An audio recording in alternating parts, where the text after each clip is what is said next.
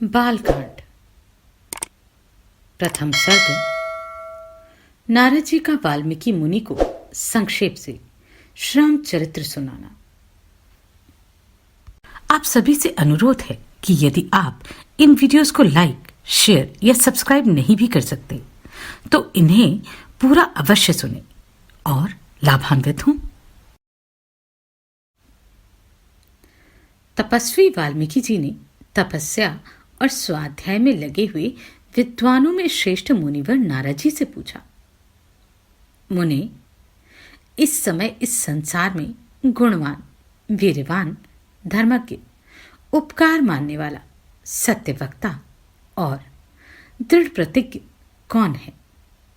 सदाचार से युक्त, समस्त प्राणियों का हित साधक, विद्वान, सामर्थ्यशाली और एकमात्र प्रियदर्शन पुरुष कौन है? मन पर अधिकार रखने वाला, क्रोध को जीतने वाला, कांतिमान और किसी की भी निंदा नहीं करने वाला कौन है? तथा संग्राम में कुपित होने पर किससे देवता भी डरते हैं? महर्षि, मैं ये सुनना चाहता हूं। इसके लिए मुझे बड़ी उत्सुकता है और आप ऐसे पुरुष को जानने में समर्थ हैं। महर्षि वाल्मीकि के इस वचन को सुनकर तीनों लोगों का ज्ञान रखने वाले नारद जी ने उन्हें संबोधित करके कहा, अच्छा सुनिए। और फिर प्रसन्नता पूर्वक बोले, मुनि, आपने जिन बहुत से दुर्लभ गुणों का वर्णन किया है उनसे युक्त पुरुष को मैं विचार करके कहता हूं, आप सुने।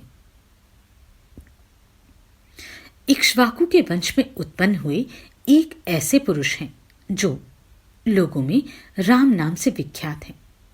वे ही मन को वश में रखने वाले, महाबलवान, कांतिमान, धैर्यवान और जितेंद्रिय हैं।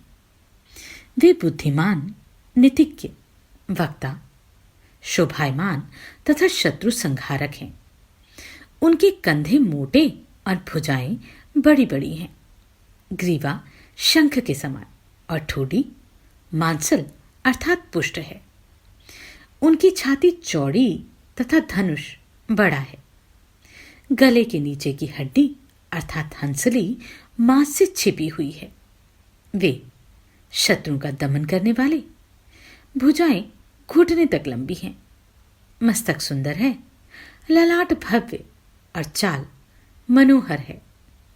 उनका शरीर अधिक ऊंचा या नाटा ना होकर मध्यम और सुडौल है। देह का रंग चिकना है।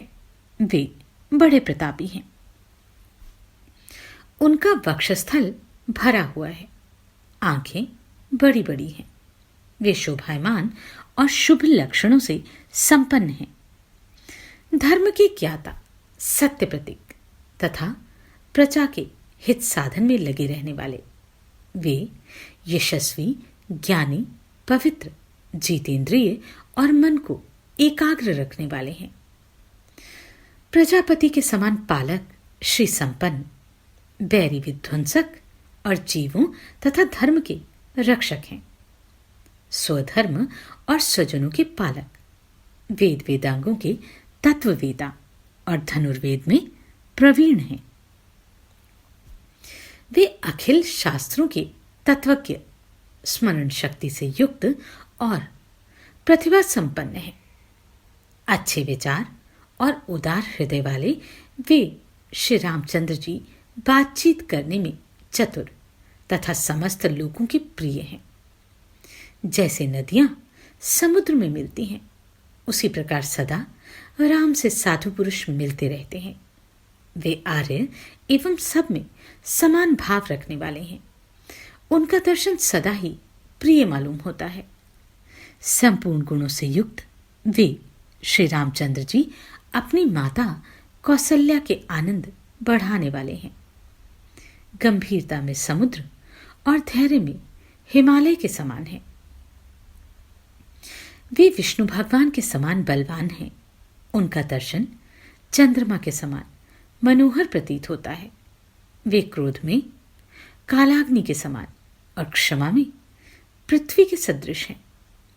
त्याग में कुबेर और सत्य में द्वितीय धर्मराज के समान है। इस प्रकार उत्तम गुणों से युक्त और सत्य पराक्रम वाले सद्गुणशाली अपने प्रियतम ज्येष्ठ पुत्र को, जो प्रजा के हित में संलग्न रहने वाले थे, प्रजा वर्ग का हित करने की इच्छा से राजा दशरथ ने प्रेम पूर्वक युवराज पद पर अभिषिक्त करना चाहा। तदनंतर राम के राज्याभिषेक की तैयारी देखकर रानी कैकेयी ने, जिसे पहले ही वर दिया जा चुका था, राजा से यह वर मांगा कि राम का निर्वासन अर्थात वनवास और भरत का राज्याभिषेक हो। राजा दशरथ ने सत्य वचन के कारण धर्म बंधन में बंधकर प्यारे पुत्र राम को वनवास दे दिया। कैकेयी का प्रिय करने के लिए पिता की आज्ञा के अनुसार उनकी प्रतिज्ञा का पालन करते हुए वीर रामचंद्र वन को चले। तब सुमित्रा का आनंद बढ़ाने वाले विनयशील लक्ष्मण जी ने भी, जो अपने बड़े भाई राम का ही अनुगमन करते थे और उन्हें बहुत प्रिय थे, अपने सबंधु तत्व का परिचय देते हुए स्नेहवश वन को जाने वाले बंधुवर राम का अनुसरण किया। और जनक के कुल में उत्पन्न सीता भी, जो अवतीर्ण हुई देवमाया की भांति सुंदरी, समस्त शुभ लक्षणों से विभूषित, स्त्रियों में उत्तम, राम के प्राणों के समान प्रियतमा पत्नी तथा सदा ही पति का हित चाहने वाली थी, रामचंद्र जी के पीछे चली, जैसे चंद्रमा के पीछे रोहिणी चलती है। उस समय पिता दशरथ ने अपना सारथी भेजकर और पूर्वासी मनुष्यों ने स्वयं साथ जाकर दूर तक उनका अनुसरण किया। फिर रिंग वीरपुर में गंगा तट पर अपने प्रिय निषादराज गुहे के पास पहुंचकर धर्मात्मा श्री रामचंद्र जी ने सारथी को अयोध्या के लिए विदा कर दिया। निषादराज गुहे, लक्ष्मण और सीता के साथ राम, वे चारों एक वन से दूसरे वन में गए। मार्ग में बहुत जलों वाली अनेकों नदियों को पार करके भरद्वाज के आश्रम पर पहुंचे और गुहे को वहीं छोड़ा। भरद्वाज मुनि की आज्ञा से चित्रकूट पर्वत पर गए।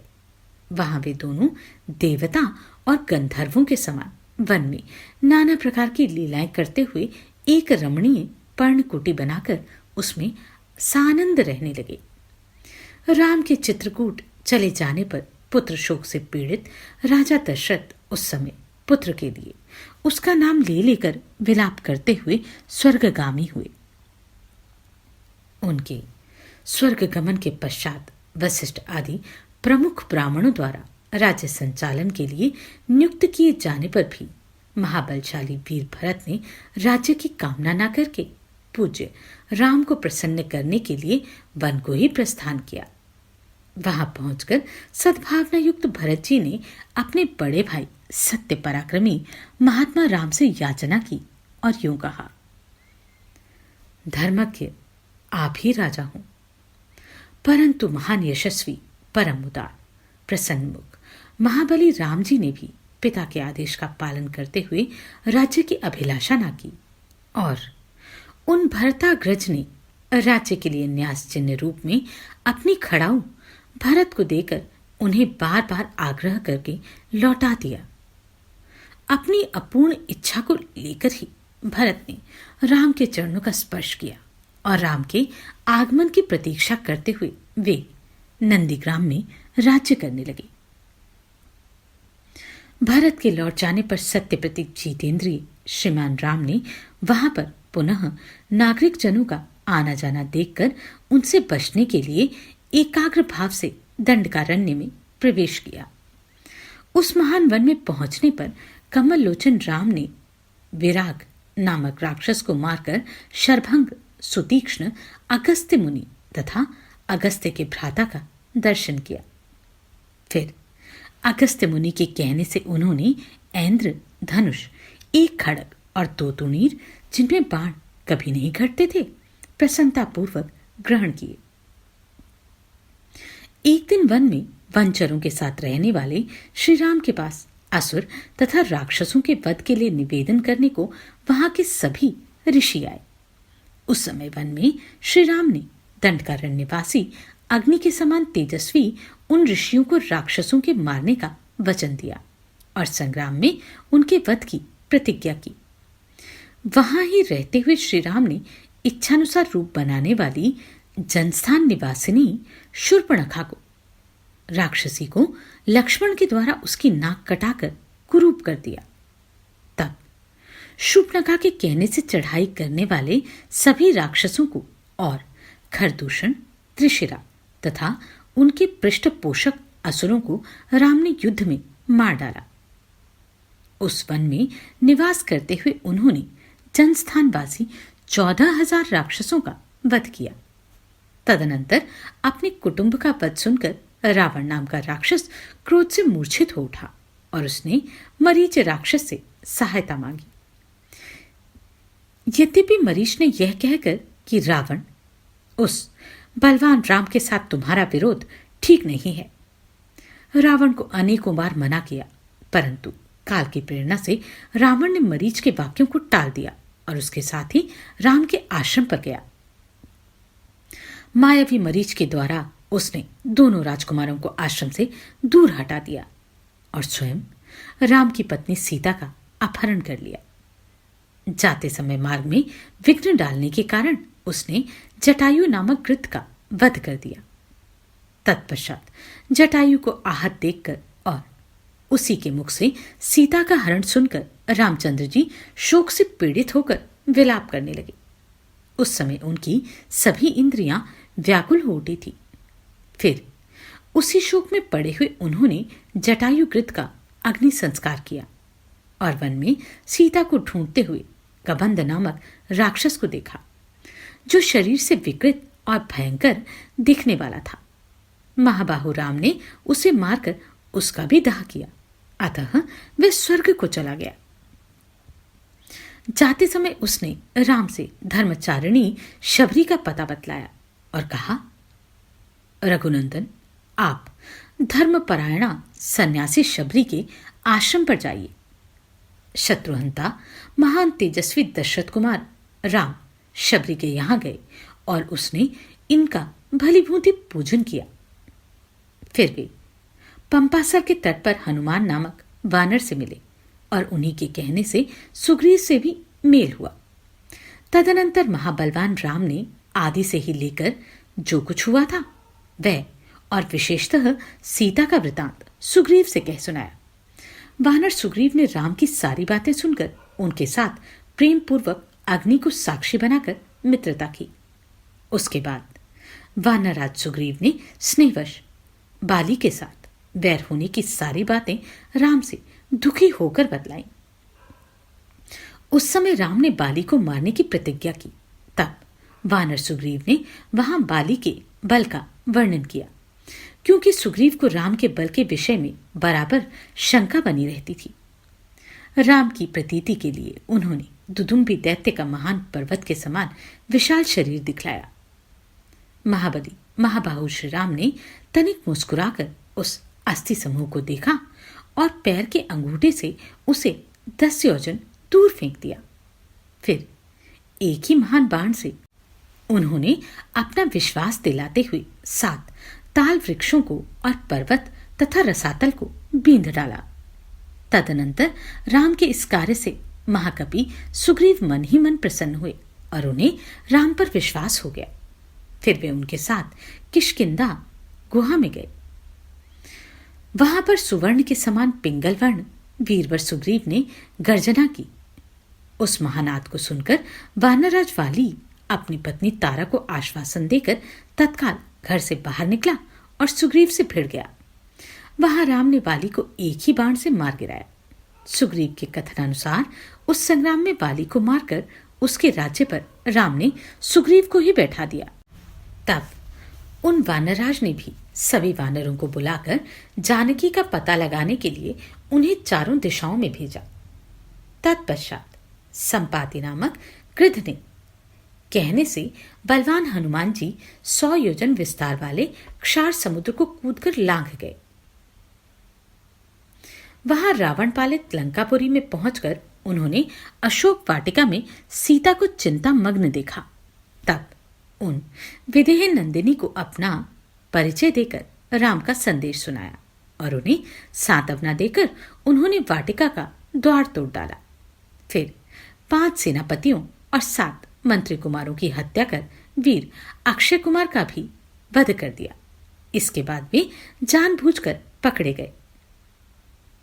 ब्रह्मा जी के वरदान से अपने को ब्रह्मपाश से छूटा हुआ जानकर भी वीर हनुमान जी ने अपने को बांधने वाले उन राक्षसों का अपराध स्वेच्छानुसार सह लिया। तत्पश्चात मिथिलेश कुमारी सीता के स्थान के अतिरिक्त समस्त लंका को जलाकर वे महाकवि हनुमान जी राम का प्रिय संदेश सुनाने के लिए लंका से लौट आए। अपरिमित बुद्धिशाली हनुमान जी वहां जा महात्मा राम की प्रदक्षिणा करके यूं सत्य निवेदन करने लगे, मैंने सीता जी का दर्शन कर लिया। इसके अनंतर सुग्रीव के साथ भगवान राम ने महासागर के तट पर जाकर सूर्य के समान तेजस्वी बाणों से समुद्र को क्षुब्ध किया। तब नदीपति समुद्र ने अपने को प्रकट किया और फिर समुद्र के ही कहने से राम ने नल से पुल का निर्माण कराया। उसी सेतु से लंकापुरी में जाकर रावण को मारा। फिर सीता के मिलने पर राम को बड़ी लज्जा हुई। तब भरी सभा में सीता के प्रति वे मर्मभेदी वचन कहने लगे। उनकी इस बात को न सह सकने के कारण साध्वी सीता अग्नि में प्रवेश कर गई। इसके बाद अग्नि के कहने से उन्होंने सीता को निष्कलंक माना। महात्मा रामचंद्र जी के इस महान कर्म से देवता और ऋषियों सहित चराचर त्रिभुवन संतुष्ट हो गया। फिर सभी देवताओं से पूजित होकर राम बहुत ही प्रसन्न हुए और राक्षसराज विभीषण को लंका के राज्य पर अभिषिक्त करके कृतार्थ हो गए। उस समय निश्चिंत होने के कारण उन्होंने आनंद का ठिकाना न रहा। ये सब हो जाने पर राम देवताओं से वर पाकर और मरे हुए वानरों को जीवन दिलाकर अपने सभी साथियों के साथ पुष्पक विमान पर चढ़कर अयोध्या के लिए प्रस्थित हुए। भरद्वाज मुनि के आश्रम पर पहुंचकर सबको आराम देने वाले सत्य पराक्रमी राम ने भरत के पास हनुमान को भेजा।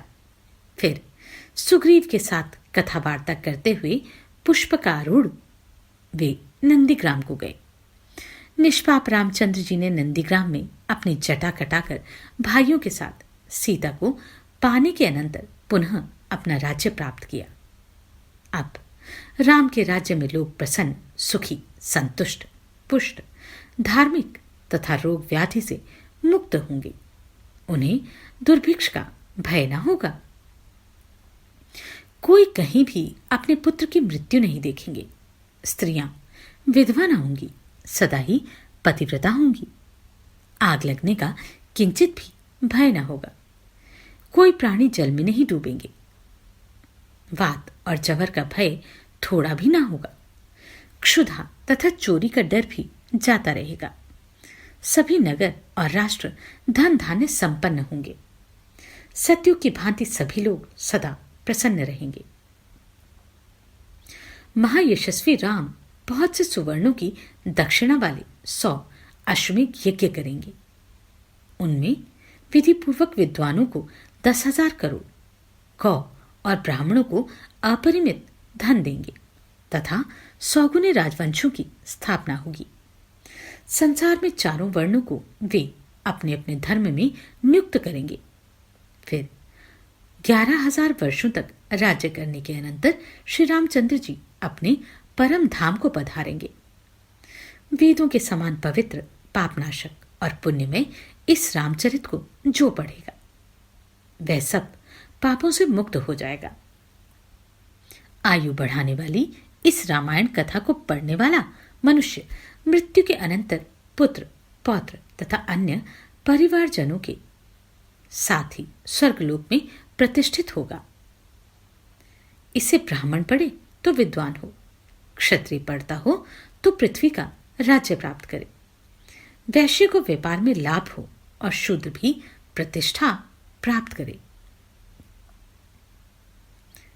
इस प्रकार श्री वाल्मीकि निर्मित रामायण आदि काव्य के बालकांड में पहला सर्ग पूरा हुआ। आप सभी को कोटि कोटि साधुवाद। आपने इन वीडियोस को इतना प्रेम दिया। नमस्कार, मैं आभा शर्मा जावास। यदि आपको मेरा ये प्रयत्न सराहनीय लगा हो तो मुझे सब्सक्राइब करके प्रोत्साहित करें